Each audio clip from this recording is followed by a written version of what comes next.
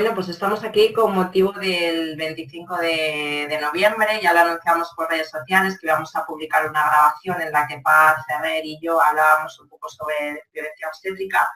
El 25 de noviembre es el Día Internacional de la Eliminación de la Violencia contra la Mujer. Y bueno, pues como consideramos que la violencia obstétrica es una violencia que atenta contra el cuerpo y la sexualidad de la mujer, pues consideramos que es violencia de género y por eso estamos hoy aquí.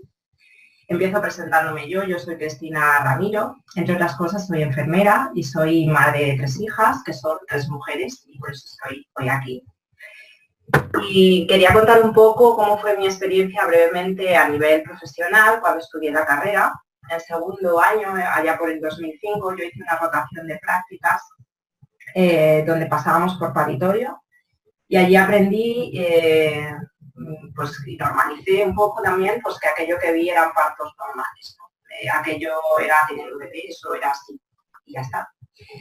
Lo que vi fue pues epidural por sistema, no había más opciones. Bueno, sí había opción de ponérsela o no ponérsela, pero si no te la ponías ibas a estar en las mismas condiciones que si te la ponías, ¿no? Mujeres que se tumbaban en la cama esperando a que el parto fuera avanzando, roturas de bolsa rutinarias para ver si había meconio, partos en litotomía, episiotomía de rutina en cuanto coronaba la cabeza del bebé, las matronas se colocaban entre las piernas de la mujer, me acuerdo sentadas en un taburete y se vestían como si fuera una cirugía y se montaban campos estériles a una pierna de la mujer y a otra pierna de la mujer, ¿no? El papá, cuando estaba, pues se le vestía, me acuerdo, con ropa quirúrgica también hasta las cejas, se ponía detrás de la madre y no podía acceder a mirar y lo tenía que ver todo desde la barrera, digamos. Y bueno, pues lo que vi, pues que lo que aprendí es que el bebé pues había que sacarle, ¿no? Literalmente se le sacaba, porque todo se dirigía en todo momento. Se le llevaba una cuna térmica, se le hacían varias cosas, bueno, pues afortunadamente ya no suelen hacerse tantas intervenciones sobre el bebé, pero bueno, todavía queda mucho por andar.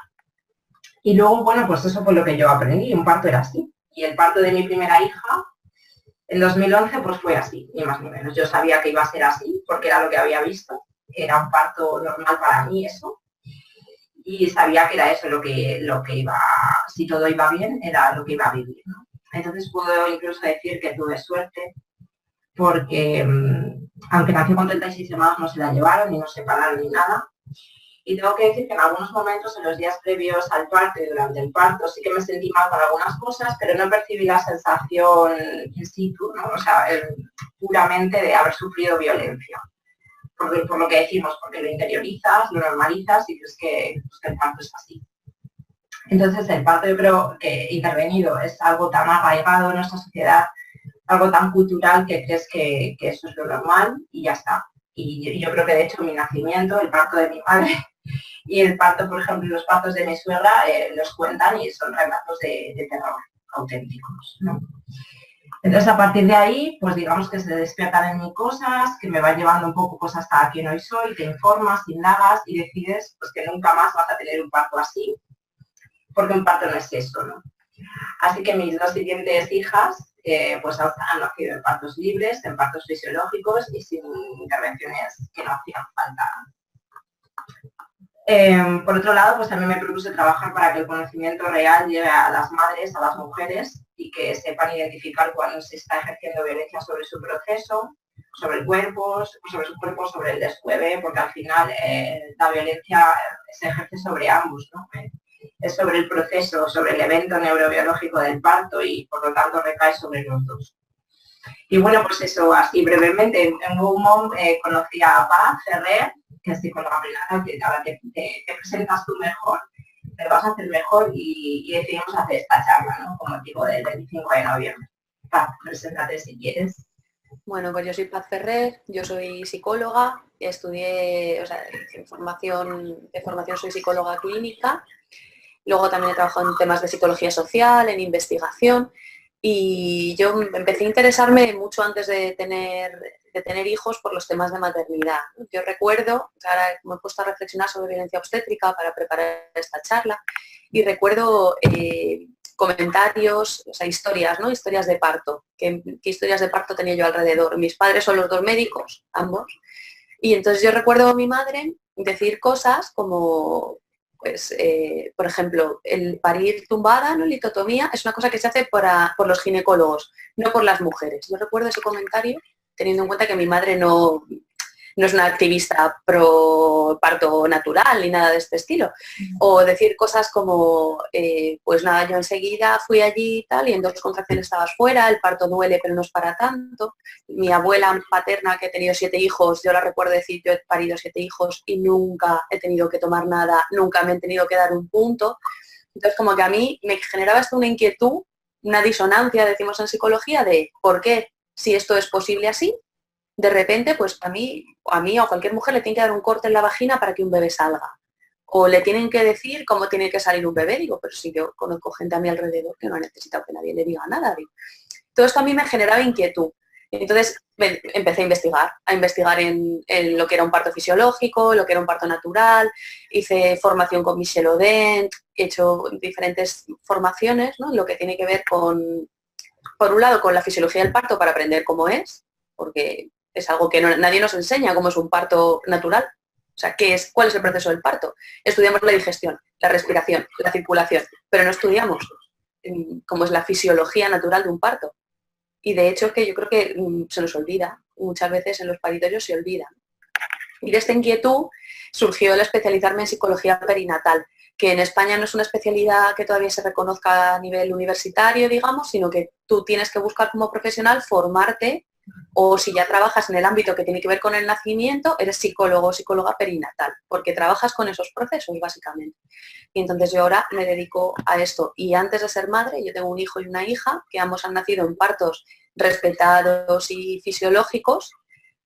Yo precisamente he podido ahorrarme el sufrir la violencia intraparto, porque yo me formé en esto y porque a mí me generaba esa inquietud. Y el haber trabajado con muchas mujeres antes de ser madre me ha posibilitado a mí evitarme la violencia obstétrica durante el parto. No así en el seguimiento del embarazo, una violencia más sutil, pero durante el parto yo lo he podido evitar y he tenido partos fisiológicos sin ningún tipo de complicación ni problema, ni intervención tampoco. Ya, de todas formas tenemos una estrategia de atención al parto normal que está publicada en el Ministerio de Sanidad, es un documento público, tanto este como otros de muchísimo interés, como por ejemplo Maternidad y Salud, Ciencia, Conciencia, Experiencia, o sea, este tipo de documentos donde se habla de las buenas prácticas y de cómo se debe trabajar, son de acceso para todo el mundo, están en internet, cualquiera lo puede leer, ¿no?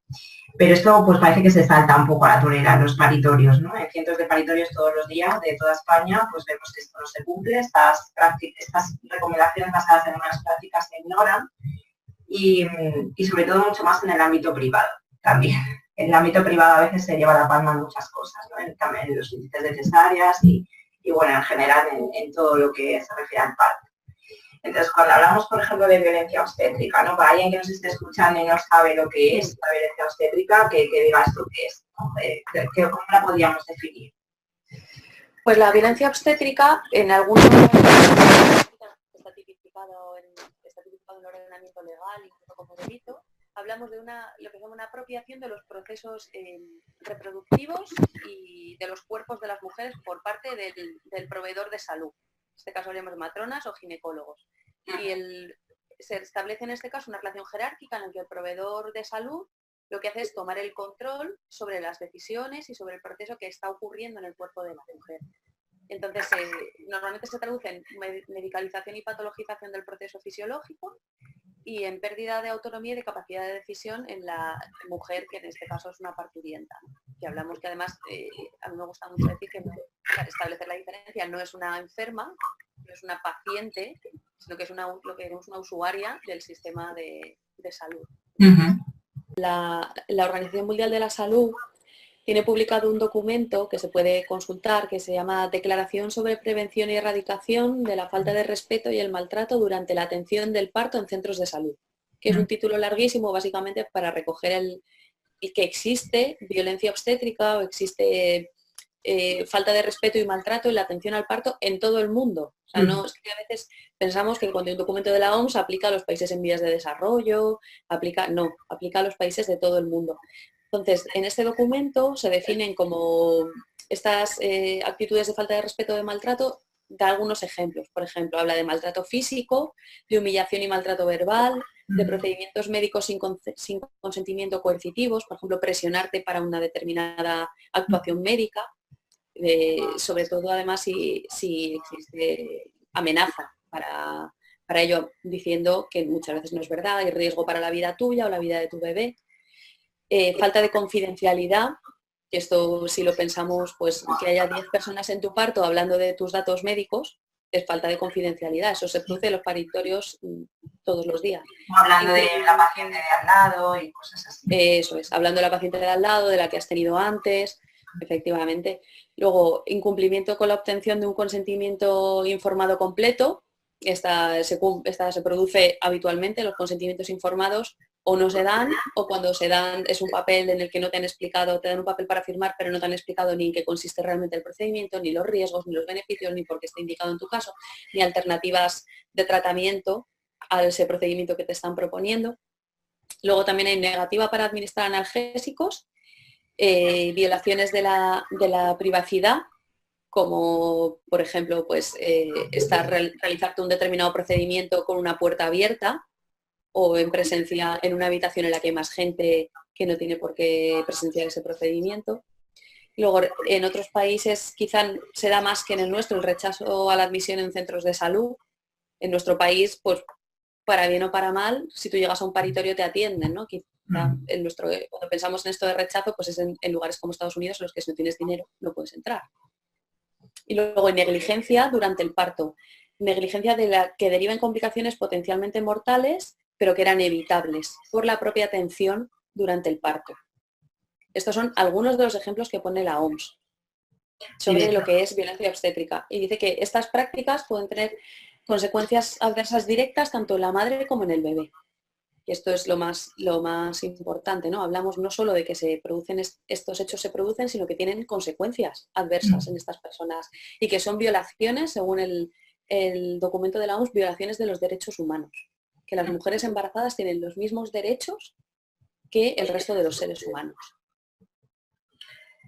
Vaya, de hecho, al hilo de esto, es verdad que muchas veces se produce como un efecto dominó, ¿no? Una cascada de intervenciones, donde la consecuencia es, donde lo que ocurre es consecuencia de lo que se ha hecho anteriormente.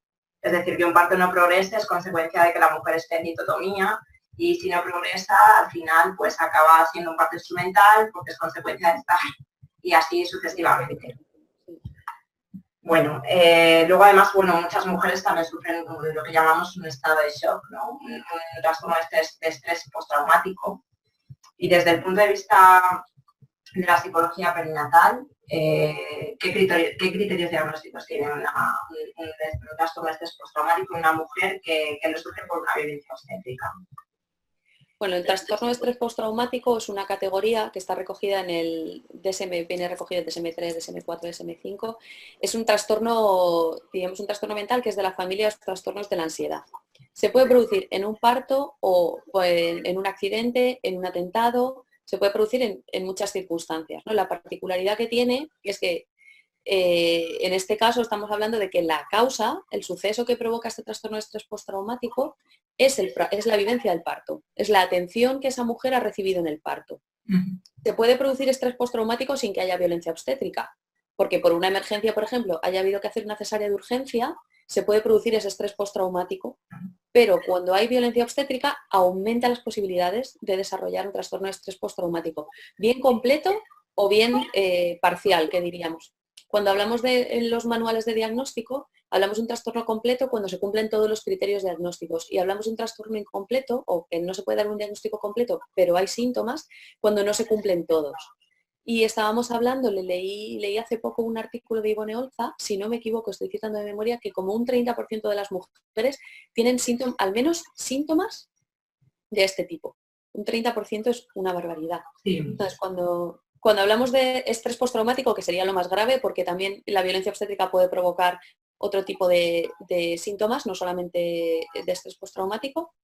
El estrés postraumático se produce cuando hay una vivencia de muerte, de lesión grave o de violencia sexual, que puede ser real o amenaza de una de estas situaciones, puede ser propia o en alguien cercano. O sea que en una madre se puede desarrollar estrés postraumático por algo que le sucede o le podría suceder a su bebé, no necesariamente a ella.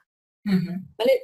Se caracteriza por lo que se llaman síntomas intrusivos. Los síntomas intrusivos son pensamientos recurrentes, recuerdos de la experiencia traumática, sueños, incluso experiencias disociativas en el que de repente esto es como las películas, ¿no? Se ve muy bien típica película Soldado de Vietnam, que de repente en lugar de estar en una cafetería y de repente se ve a sí mismo otra vez en la guerra, sufriendo y se desconecta. Es lo que se llama una experiencia disociativa y su mente se cree que está realmente en este otro contexto, en lugar de estar en la ciudad o en su casa, está otra vez. En este caso, en el caso de una mujer, sería en el paritorio. En el caso del soldado, sería en la guerra. Es muy visual porque las películas se utilizan mucho. Eso es uno de los síntomas intrusivos. Se les llama síntomas intrusivos porque de repente, ante un estímulo también que puede ser parecido o no, se desencadenan y lo que hacen es que cortan todo lo que está haciendo la persona. O sea, simplemente entran y no hay manera de pararlos. Por ejemplo, síntomas intrusivos se produce la rememoración ante un estímulo parecido o cuando alguien habla de partos o incluso cuando llora el bebé, porque a lo mejor lo he oído llorar en el paritorio y eso puede desencadenarlo. O sea, cualquier experiencia relacionada también puede desencadenar los síntomas intrusivos. Otra característica del estrés postraumático es evitar estímulos asociados. ¿Qué pasa cuando el estrés postraumático es en el parto? Que un estímulo asociado es el propio bebé. Produce dificultades de vinculación, porque el llanto del bebé o el estar con el bebé o el tener que curarme, por ejemplo, una cicatriz, puede hacer que yo reviva otra vez la experiencia. Entonces es un círculo vicioso que realmente es muy duro porque es encontrarte constantemente, o sea, recordarte constantemente esa experiencia en tu propio cuerpo o en el bebé que estás mirando. Luego, además, también produce alteraciones, lo que se llama alteraciones negativas cognitivas y de estado de ánimo. O sea, síntomas de tipo depresivo, tristeza, dejar de hacer cosas que queremos hacer, dificultades para vincularse con el bebé o para relacionarse con las personas del alrededor. Produce también la alteración de la alerta e hiperreactividad. Por ejemplo, ante un parto que aparece en un programa de televisión, se puede producir una reacción emocional súper exagerada, se pueden producir ataques de ira, se pueden producir, ante cualquier estímulo que nos recuerde a la experiencia, se puede producir una reacción emocional muy exagerada que no corresponde a la situación real. Y hablamos de que ese trastorno de estrés postraumático, si estos síntomas duran más de un mes y producen malestar o alteración en esferas significativas de la vida, que puede ser la esfera social, la esfera laboral. Claro, si yo estoy en mi trabajo o estoy con mi bebé o estoy con mi familia y tengo síntomas intrusivos, obviamente esto se lo lleva todo por delante. Claro. Si estoy en el trabajo, puede ser que no me deje trabajar. Puede ser, claro, si yo me disocio o en ese momento pues está interfiriendo constantemente en el desarrollo normal de mi vida. Y cuando hablamos de la duración, esto es porque estos síntomas, si se producen, todos este tipo de síntomas, si se producen de forma inmediata después de la experiencia traumática, pueden ser una forma de elaboración y de adaptación, pero entonces desaparecerían. Cuando duran más de un mes, hablamos de que ya se cronifican, se convierten en un trastorno. Porque es normal tener una reacción, una experiencia traumática, pero cuando esta reacción dura más de un mes, podemos hablar ya de que esto se ha convertido en patológico, ¿no? Es una cuestión de duración en el tiempo. Vale, supongo que también aumenta de forma exponencial el riesgo de depresión postparto, por ejemplo, ¿no?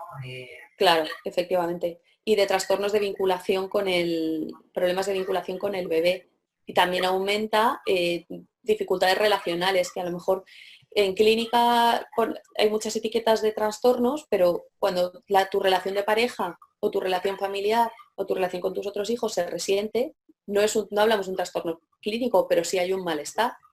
Si yo he sufrido violencia en el parto y estoy pasando por todo este proceso, toda mi dinámica familiar se va a resentir, obviamente, porque yo como madre no estoy bien.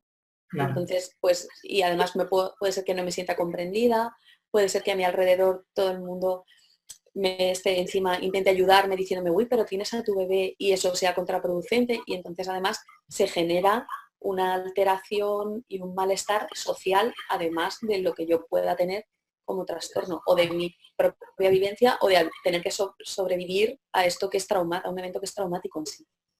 Claro, eso te iba a comentar, que encima parece como que tienes que estar feliz, ¿no? Y viven y no debería de haber ningún problema porque tienes a tu bebé y es un momento súper feliz. Entonces se le añade la incomprensión del entorno, como dices, y encima el tú sentirte mal por los sentimientos que estás teniendo hacia el bebé, ¿no? O que no terminas de reconocerle o que no terminas, ¿no? de vincularte con él, ¿no?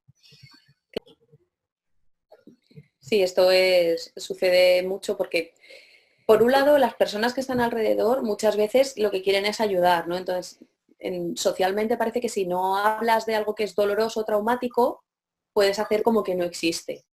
Pero en la mujer que ha sufrido esa experiencia, el no poder hablarlo, por una parte genera la duda de realmente quizá no es para tanto, quizá estoy sobreactuando o sobre reaccionando. Genera mucha incomprensión, genera mucho malestar también, genera que se distancien de las personas más cercanas, porque realmente cuando yo tengo algo que me duele mucho y la persona que está a mi lado, las personas que están a mi lado no lo reconocen, a mí no me queda otra situación más que aislarme. Y es verdad que en los casos de, no solo en violencia obstétrica, en perinatal, en general, en depresión postparto, aunque no haya habido violencia, porque se puede producir por otras razones y por otras cuestiones, es verdad que muchas mujeres se sienten mal y no piden ayuda. Porque quizá hacen un tímido intento de compartirlo con la gente a su alrededor y también, como en nuestra cultura, un parto es esto, un parto es entrar allí a sobrevivir el proceso, ¿no? Y dar gracias que habéis salido los dos vivos, sienten que algo no está bien en lo que ha pasado con ellas, pero no sienten que haya socialmente como que alguien recoja socialmente ese malestar que ellas tienen. Y se me ha olvidado comentar, me he acordado ahora, que también si vemos los números, que son muy tristes, pero aún así hay muchas mujeres, o somos muchas las mujeres, como colectivo, supervivientes de violencia sexual en general y en la infancia. Y un parto muchas veces reactiva traumas de este tipo también. Y si además en el parto hay violencia obstétrica, que es una experiencia muy parecida a una experiencia de violencia sexual, de abuso sexual, se reactiva ese trauma. No solamente tienes el trauma del momento del parto, sino que estás reactivando un trauma anterior. Y tienes lo que se llama retraumatización. O sea, sobre el trauma de violencia sexual añadimos otro trauma más que es el que se produce en el parto. Y toda es más tabú. No deja de ser un proceso de la sexualidad femenina, ¿no? El parto. Sí. Bueno, hablábamos antes que también la violencia a veces no es tanto física, sino que puede ser también un poquito más sutil, pues en forma más psicológica, ¿no? En qué formas podría presentarse amenazas, comentábamos antes, o afirmaciones falsas, ¿no? Un poco de meter miedo y demás, por ejemplo. Sí, a mí algo que yo he sufrido como madre y que en las madres con las que he trabajado o en madres a mi alrededor, amigas, familiares, por ejemplo, una clásica es lo que se llama la carta del niño muerto. Se llama jugar la carta del niño muerto. ¿No quieres someterte a este procedimiento? ¿Y si tu hija se muere? Y esto se juega habitualmente y para procedimientos que no son necesarios, muchas veces son procedimientos que tienen riesgos, pero es una práctica habitual, jugar la carta del niño muerto.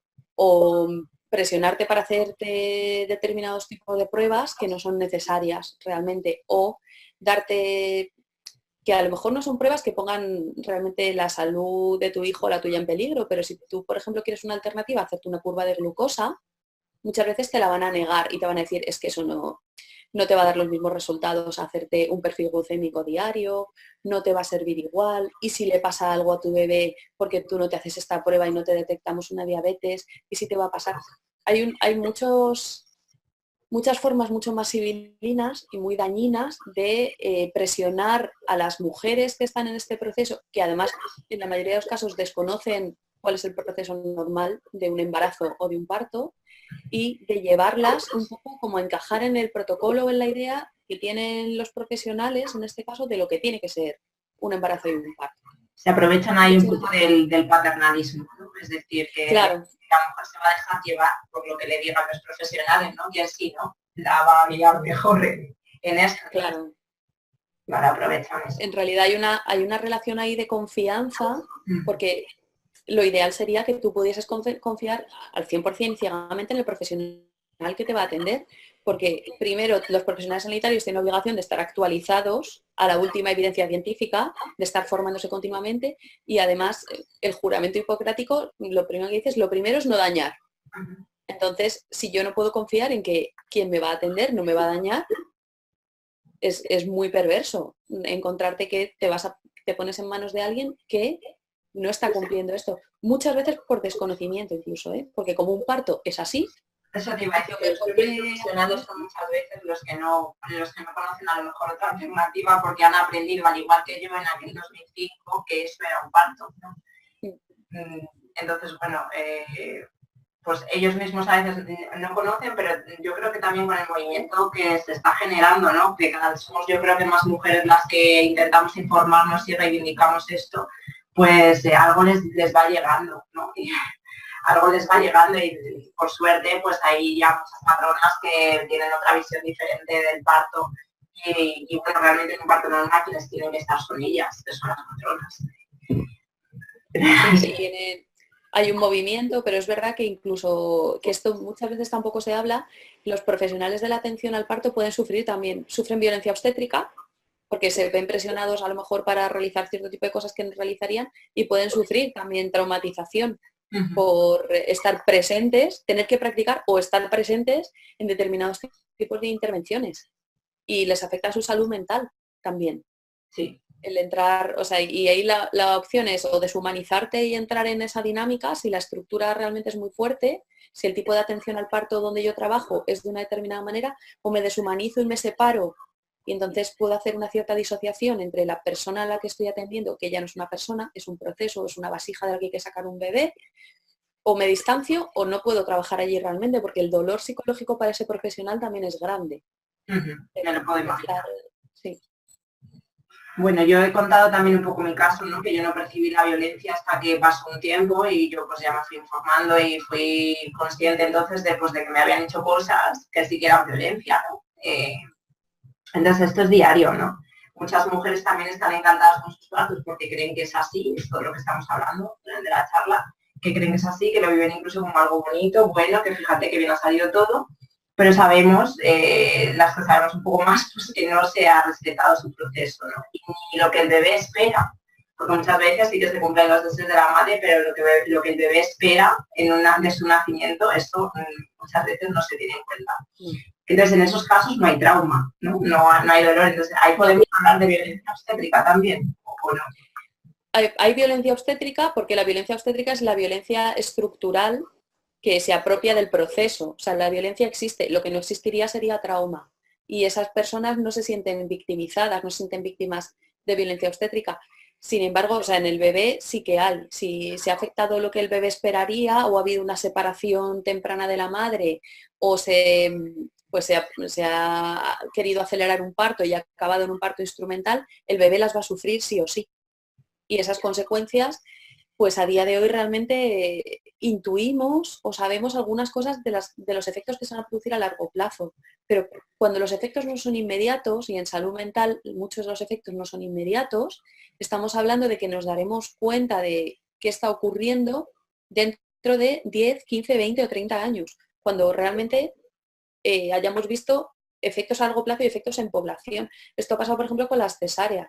Ahora, en estudios longitudinales, cuando estudian poblacionalmente en epidemiología para otras enfermedades que no son enfermedad mental necesariamente, sino asma, diabetes, obesidad, se está viendo que los niños nacidos por cesárea tienen más posibilidades de desarrollar este tipo de patologías. Pues en este caso, con los bebés pasa igual. Nosotros podemos saber cómo sería un nacimiento ideal porque es lo más parecido al proceso sin alterar y sin tocar. ¿Cuáles son los efectos de alterar en la salud mental? ¿Cuáles son los efectos de alterar ese proceso de nacimiento en un bebé? No lo vamos a saber inmediatamente. Algunos sí, porque a veces, pues, por ejemplo, los partos instrumentales suelen dejar, los bebés de partos instrumentales, pues suelen tener, pues, son más ¿cómo explicarlo? Lloran más, suelen ser bebés más irritables normalmente, o por el contrario tienden a apagarse, dijéramos, ¿no? Como que duermen mucho como para separarse un poco de la realidad. Pero ¿cómo va a afectarles eso a lo largo del resto de su vida? Eso todavía no lo sabemos. Pero está ahí presente. Algunos estudios lo recogen ya. A mí me impactó mucho cuando leí hace años el documento que te comentaba al principio, el de que participa y ponía la maternidad y salud, me impactó muchísimo esto. De hecho, me acuerdo que iba leyendo en el metro y se me pasaron varias paradas, porque me quedé alucinada viendo qué ocurría cuando se intervenía un parto, ¿no? O sea, qué ocurría cuando se aplicaba oxitocina sintética, qué ocurría cuando no se respetaba el trabajo, cuando no había trabajo de parto, ¿no? En el caso de las cesáreas programadas.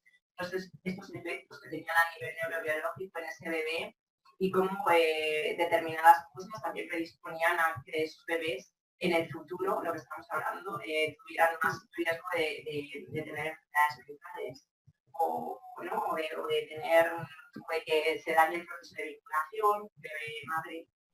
Y como esto ocurría, claro, se veía a largo plazo. Y me impacta porque realmente cuando esto ocurra, dentro de 20 años, nadie le va a decir a esta mujer o nadie va a decir esto es por el parto que tuvo esta persona, por el nacimiento que tuvo esta persona. Es algo que le va a ocurrir y ya está, se le va a diagnosticar y ya está. Pero nadie va a decir esto ha sido por esto, ¿no?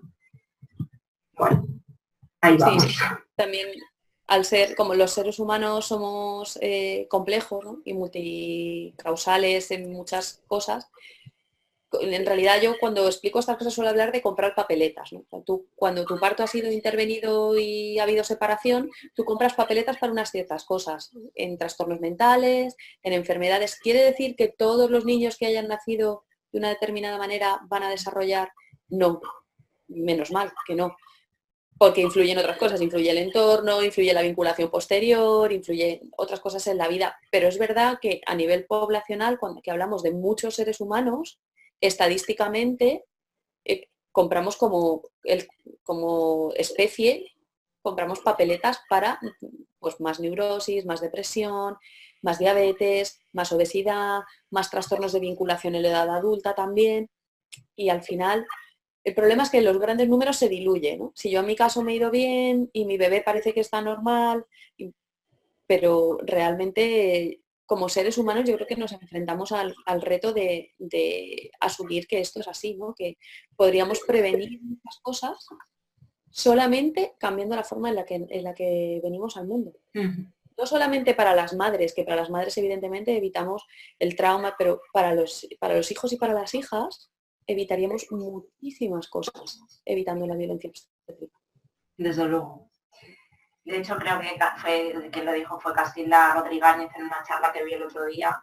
Comentaba algo así como que la paz la paz del mundo se gestaba en los vientres de las mujeres, ¿no? Y que cómo eran los partos y los nacimientos de los bebés y que viniendo al mundo de otra forma cambiarían mucho las cosas. Paz, ¿dónde podría acudir una mujer que siente que algo ha pasado en su parto, que no se siente del todo bien o que cree que puede haber sufrido violencia obstétrica? Tenemos el parto es nuestro, ¿no? En España. Sí. ¿Algo más? Vale, pues o sea, por una parte hay recursos gratuitos, como es el Parto es Nuestro, que tiene reuniones. Muchas veces en grupos de lactancia, en grupos de crianza, son temas que salen recurrentemente de una forma informal. O sea, comentar mi parto, yo lo comento contigo, compartimos y esto surge así de una forma informal, bastante espontánea.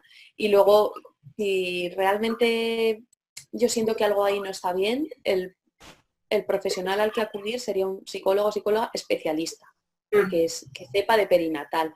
Y si puede saber de perinatal y de clínica o de salud mental, de cara a ver si hay un diagnóstico realmente, ese sería el profesional al que acudir. Y luego además, o sea, no son vías excluyentes. Yo puedo ir al Parto es Nuestro, puedo comentarlo, pero si siento que yo necesito elaborar una vivencia y a lo mejor tengo pues sueño con mi parto, tengo tal, pues puedo ir al Parto es Nuestro y puedo acudir a una consulta de psicología. Y luego además hay otras vías como para sanar un poco esa vivencia, que tampoco son excluyentes, que ya van más en la parte de lo legal, quizá diríamos, que sería ponernos en contacto o bien con una asociación o bien con una profesional del derecho especialista y buscar una reclamación. Ujú. de ese, pues para reclamar el proceso del parto, para reclamar quizá una historia clínica y ver qué ha pasado, porque a lo mejor yo tengo flashes y lo recuerdo horrible y quiero saber realmente qué es lo que ha ocurrido. Y como que estas vías se pueden dar entre sí de forma paralela todas las que nos hagan falta. Eh, Se me viene a la cabeza el tema de pedir la historia obstétrica. En muchas mujeres que hemos pedido nuestra historia obstétrica en el hospital, hemos tenido que pedirla hasta 3 veces para que nos den lo que estamos pidiendo. No sé muy bien por qué, si es que se intenta ocultar o es que, bueno, no entienden por qué lo pides y simplemente te dan las ecografías, ¿no? Pues que a lo mejor es que quiere ver al bebé o quiere tener las fotos del bebé o yo qué sé. Y a mí me costó pedirla 3 veces hasta que me dieron lo que es la historia de parto, ¿no? Donde la matrona va apuntando todo lo que hace, en el momento que lo hace y por qué lo hace, que era lo que yo quería. Y como yo, pues muchas mujeres, yo creo que nos cuesta varios intentos el hecho de que nos den nuestra historia obstétrica completa. Entonces, bueno, una cosa importante es que muchas veces también, vamos, yo siempre recomiendo hacer un plan de parto, donde previamente nos hayamos informado, hayamos hecho un ejercicio de informarnos, de saber, de buscar, ¿no? Qué es lo correcto, haber leído una estrategia de atención al parto, que es fácil de leer, y elaborar un plan de parto que luego puede respetarse o no puede respetarse, ¿no? Pero bueno, y luego por otro lado ya también quería decir que a veces lo que ocurre también es como un duelo, ¿no, Paz? Es decir, yo buscaba un parto y me hicieron esto, ¿no? Y es esa sensación de pérdida y es un duelo que al final hay que vivirlo, ¿no? Se puede equiparar a un duelo de una pérdida de una persona. Es que el proceso de duelo siempre es el proceso de duelo psicológico es lo mismo. Es el mismo. Si una persona se muere, se rompe una relación, pierdo algo que me importaba mucho, como un trabajo, el proceso de duelo, cómo elaboramos los seres humanos el duelo, es exactamente el mismo, sea para la circunstancia que sea. O sea, hay que elaborarlo de la misma manera. Y es verdad que hay que hacer un duelo, pero no es lo mismo hacer un duelo, por ejemplo, yo quería un tipo de parto y de repente me he encontrado pues como un caso que tenía hace poco de un prolapso de cordón, que es una emergencia obstétrica que no se había producido por intervención de nadie y acaba de una cesárea de urgencia. Entonces tengo que elaborar el duelo de que mi parto no ha sido el parto vaginal que yo quería porque ha pasado esto, que el duelo de me han robado mi parto, de pues me han puesto, no han respetado mi plan de parto, o yo no quería ponerme, o no quería que me pusieran oxitocina y me la han puesto, no quería que me hicieran una episiotomía y me la han hecho. Ahí, además del duelo por lo que ha pasado, es necesario también como esa experiencia traumática colocarla y quizás repararla, ¿no? Y repararla puede ser pues pedir la historia clínica y emprender una serie de reclamaciones y de acciones, o volcarnos también en un tema de activismo, de dar a conocer ciertas cosas, de intentar prevenir que a otras no les pase, ¿no? Hay que buscar como esa salida, ¿no? O sea, la emergencia obstétrica y una complicación puede surgir. Pues igual que podemos tener un accidente o podemos... la cuestión es intentar minimizar el daño producido por lo que sea evitable y la acción del profesional que ejerce violencia obstétrica es evitable. Pues igual yo puedo conducir o puedo conducir habiéndome tomado 2 copas. Si me tomo 2 copas, eso es evitable. Yo puedo tener un accidente conduciendo, pero si yo me he tomado 2 copas y no evito eso, en donde estoy generando un daño, ¿no? Pues es ese paralelismo, ¿no? Que es más cuando la atención no es respetuosa porque realmente no se está incumpliendo la estrategia de atención al parto normal, que por cierto tenía una financiación, o sea, se ha dado dinero a las comunidades autónomas para poner en marcha esa estrategia. Pues cuando eso no se está cumpliendo porque se están haciendo otras cosas, no solamente esa madre pierde el proceso del parto que ella querría, sino que además se lo están robando, que es cuando ya entramos en violencia obstétrica, ¿no? En apropiación del proceso y del cuerpo. Encontramos en él, la mujer se convierte en una vasija en la que hay un bebé que hay que sacar de ahí. Hay que sacarla. Y esto no solamente se produce en el parto, porque a veces también, claro, la violencia del parto es como la más llamativa, pero hay violencia obstétrica en procesos de reproducción asistida. En todo lo que es no solamente en el proceso en el que a lo mejor te implantan un embrión, sino en todo el tratamiento, en procesos previos de tratamiento, en circunstancias. Yo he tenido pacientes de este tipo, en procesos de pérdida gestacional, tanto voluntaria Podríamos como estar involuntaria accidental, con el tema horas y horas. de la pérdida gestacional y la muerte perinatal, que podríamos estar luego también hablando horas, porque eso Sí. no se debe olvidar. Yo también tuve una pérdida, en realidad pues he tenido 4 embarazos y afortunadamente me sentí bastante respetada en el proceso y acompañada, pero pues, en muchísimos casos pues eso, historias de terror encima le añades el que has perdido tu bebé. No lo tienes, efectivamente. Y eso es cuando además hay pérdida de bebé, es más riesgo también de padecer estrés postraumático.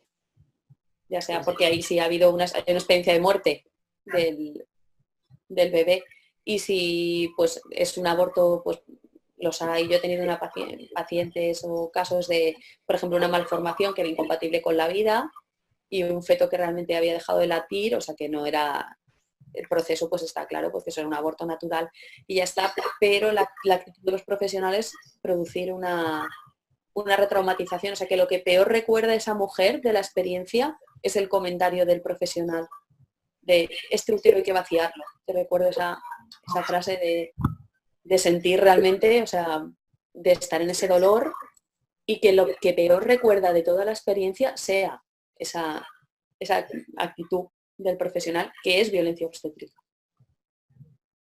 Qué duro. Bueno, Paz, muchas gracias.